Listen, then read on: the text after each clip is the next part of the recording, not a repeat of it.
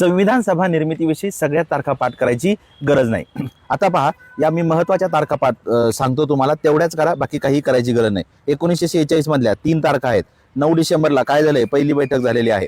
11 डिसेंबरला डॉक्टर राजेंद्र प्रसाद यांची बिनविरोध अध्यक्ष म्हणून निवड झालेली आहे।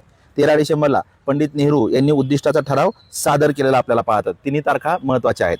1947 मधल्या महत्त्वाच्या तारखा, 22 जानेवारीला उद्दिष्टाचा ठराव मंजूर झालेला आपल्याला पाहता येतो, नंतरची प्रस्तावना झालेली आहे।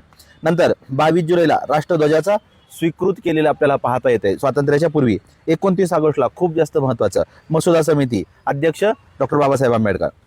1949 मधलं महत्त्वाची तारीख 26 नोव्हेंबर, संविधानाची स्वीकृती केलेली आपल्याला पाहता येते। तो दिवस आपण संविधान दिन म्हणून साजरा करतो। 1950 मधल्या 2 तारखा महत्त्वाच्या आहेत। 24 जानेवारीला 4 घटना महत्त्वाच्या आहेत। एक, नॅशनल सॉन्ग, लक्षात ठेवा, national anthem, doctor Rajendra Prasad हे पहिले प्रेसिडेंट झालेले आपल्याला पाहता येतात आणि 284 सदस्यांनी सह्या केलेल्या आहेत, ते अंतिम अधिवेशन पाहता येतं। नंतरची 26 जानेवारी हे संविधान लागू झालेलं आपल्याला पाहता येतं। आता या तारखा संदर्भातला स्क्रीनवर दिलेल्या प्रश्नाचं उत्तर सांग।